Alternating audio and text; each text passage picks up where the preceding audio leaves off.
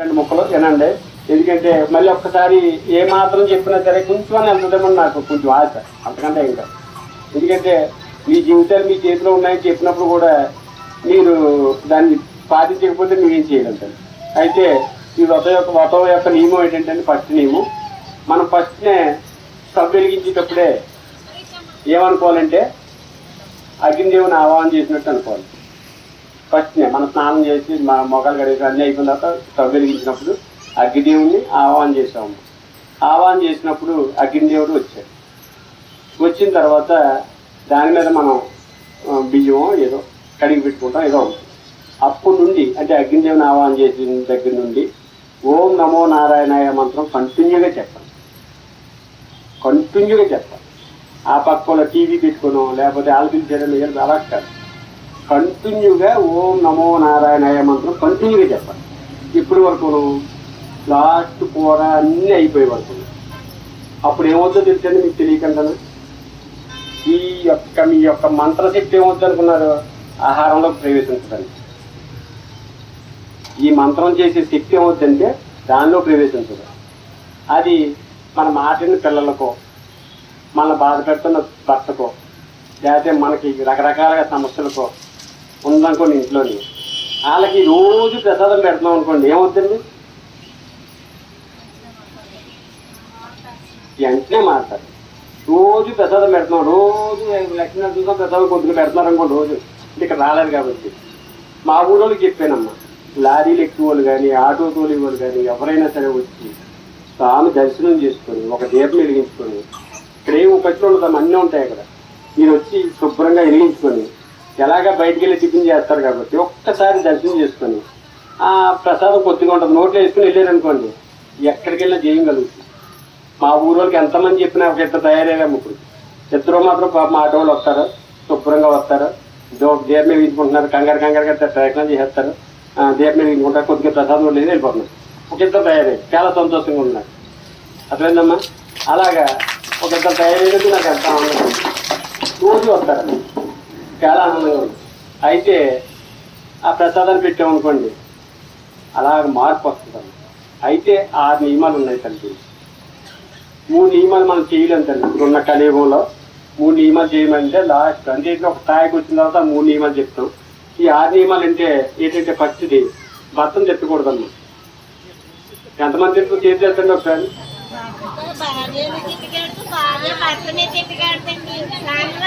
రెండోది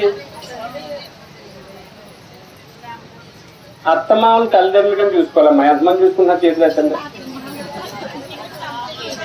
చూడండి, 500 మందిలో 6 ఉన్నారండి, 7. ఇప్పుడు ఆ పిల్లలకి చూసుకోవాలండి. తర్వాత చూడాలి, ఇక్కడ కొంచెం దూరం వెళ్ళిన తర్వాత చూడాలి. కొంచెం దూరం వెళ్ళిన తర్వాత ఇక్కడ కొంచెం వయసు వచ్చిన తర్వాత కొంచెం బయటపడతాయన్నది ఓకేనమ్మా. రెండోది. మూడోది, ఎవరైనా అమ్మ మాట్లాడతారు, మీరు గుడికి వెళ్తారమ్మా, పరిగెత్తుకుని వెళ్తారు, మామూలు కాదు. కొబ్బరికాయ ఎక్కడ కొట్టాలా గరగరమ మీరు వేస్తారు, కొబ్బరికాయ కూడా వేస్తారు, అక్కడ వేస్తా ఉంది. దండం కూడా కూర్చో పెట్టుకో, అంటే మనస్ఫూర్తిగా పెట్టుకో. స్వామి అన్నారు వెళ్ళొస్తానండి, మన పని ఉంది. ఫోన్ వస్తుంది, వెంటనే ఫోన్ పెట్టుకుంటా పారిపోతాం. మన పని ఇది. ఇంకెక్కడ భగవంతుడు కనపడతాడమ్మా మనకి? కనపడతాడా?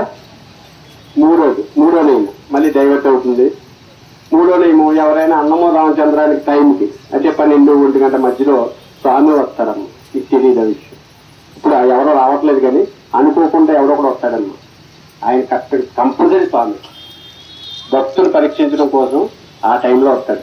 అప్పుడు కూడా ఎలా ఉంటుంది అనుకున్నారు? మీకు మీ దగ్గర అతను పెడితే మీకు ఉండదు, అలా పెడతారు పరీక్ష. అన్న తండ్రి నాకు అమ్మ కొంచెం అన్నం ఉంటే పెట్టామంటాడు. కరెక్ట్గా మనకే సరిపోద్ది అనమాట. మన దగ్గర నన్ను మనకే సరిపోతుంది. అప్పుడు మనం ముందుకు వెళ్ళలేం తల్లి. అది మాత్రం దృష్టిలో. అప్పుడు స్వామి వస్తారు మీ ఇంటికి. ఇక్కడ సేవ చేసుకున్న వాళ్ళందరి ఇంటికి వస్తారమ్మ. చూడండి, ఇప్పుడు ఏదో టైంలో అంత సుఖేపుడుగా అంత అన్నం ఉన్నా సరే మన ఇంటికి వచ్చి అడుగుతాడు. అది మాత్రం దృష్టిలో పెట్టుకోండి. అన్నమో రామచంద్రాన్ని మన ఇంటికి వచ్చి ఎవరైనా టైంలో అడిగితే మనం తినకపోయినా పెట్టాలి. 3 పాయింట్లు అయ్యాలి. 4వ పాయింట్ ఏంటనుకున్నారు? మనం ఆహారం అమ్మ తీసుకెళ్ళి 4వ పాయింట్, మనం ఆహారం తింటాం కదండి, తినేటప్పుడు మన లోపల ఆకలి వేస్తుంది. ఎప్పుడన్నా గమనించారా? అప్పుడే మనకు ఆకలేస్తుంది కొద్ది కొద్దిగా. ఇప్పుడు మధ్య తాగి కాబట్టి కొంచెం ఆగాం, కానీ అతి పాటికి మనకి వేరే లెవెల్లో ఉన్నాం కాబట్టి ఆకలేస్తుందమ్మా. ఆకలే భగవంతుడి యొక్క స్వరూపం. మనం తిన్న ఆహారం జీర్ణం అవ్వలేదనుకోండి, మనం ఎందుకు పని చేయాలి తెలుసా మీకు ఆ విషయం?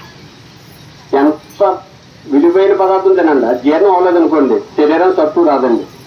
మీరు ఎన్ని తిన్నా వేస్ట్ అండి, ఏమి ఉపయోగం ఉండదు. దాన్ని పచనం చేసి, అంటే దాన్ని ఒక విధంగా మార్చి స్వామి మనకు శక్తిని ఇస్తాడండి. ఆ ఆకలే భగవంతుడు. ఆ ఆకలికి కట్టిన అన్నం ప్రసాదం కింద పెట్టాలన్న. మనం తినే ఆహారం ఏదో కంగారుగా టీవీ చూస్తాం, అదేదో చింగల్లో ఏదో సినిమా వస్తుంటుంది, అలా లీనమైపోయి ఈ తిన్నామో లేదో కూడా తెలియదు, అప్పుడు తినేసామనుకుంటాం. అలా అయిపోయింది మన జీవితాలు కూడా చాలా మంది. కాబట్టి అది పెట్టేటప్పుడు లోపల భగవంతుడు ఉన్నాడు, ఆయనకి నేను ఆహారం పెడుతున్నానని మాత్రం భావం చేసి పెట్టండి. నెక్స్ట్ 4వది 5వదమ్మా. 5వదేటమ్మా లక్ష్మీదేవిలో తయారవ్వాలమ్మా. ఒక ఆవిడని అలా ఏంటండి, నగలన్నీ బ్యాంకులో ఉంటారు, మమ్మల్ని ఎలా తయారవ్వమంటారు మీరు చెప్పండి. ముందు నగలు వచ్చేలా చూడండి అంటారు ఆవిడ. నగలు ఎత్తుకోవడం లక్ష్మీదేవి కాదమ్మా, ఉన్నంతలో మన దగ్గర ఉన్న వాటితో లక్ష్మీదేవిలో ఉండాలి. 6వ పాయింట్ ఏంటమ్మా?